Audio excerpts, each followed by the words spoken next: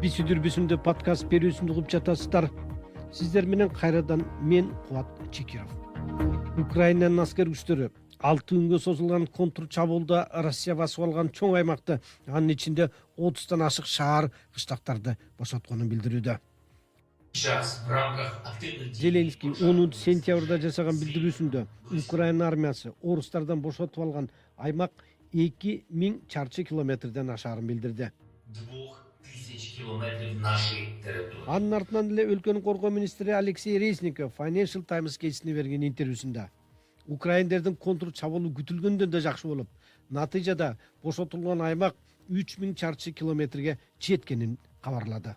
Контр чабуулдун натыйжасында бир топ аймак бошотулду. Эми мындан кийин аны көзөмөлгө алып, аны коргоого даяр болуу керек, деди Резников.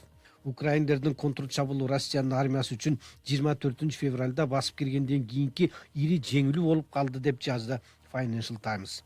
Резников Украина аскерлери 6 күндүк чабуулдан чарчады, бирок алардын моралдык руху жогору дейт. Бул Россияны жеңсе боло тургандыгынын белгиси, деди ал. Ал ошондой эле Россиянын армиясы күч жыйнап, толуктап алып, Украина армиясынын камсыздоо линиясын көздөй контр чабуул башташы мүмкүн деп эскертти.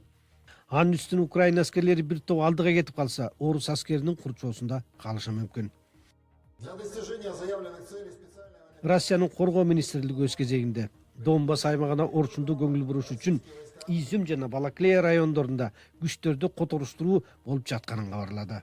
Находящиеся в районах Балаклея и Изюма для наращивания усилий на Донецком направлении.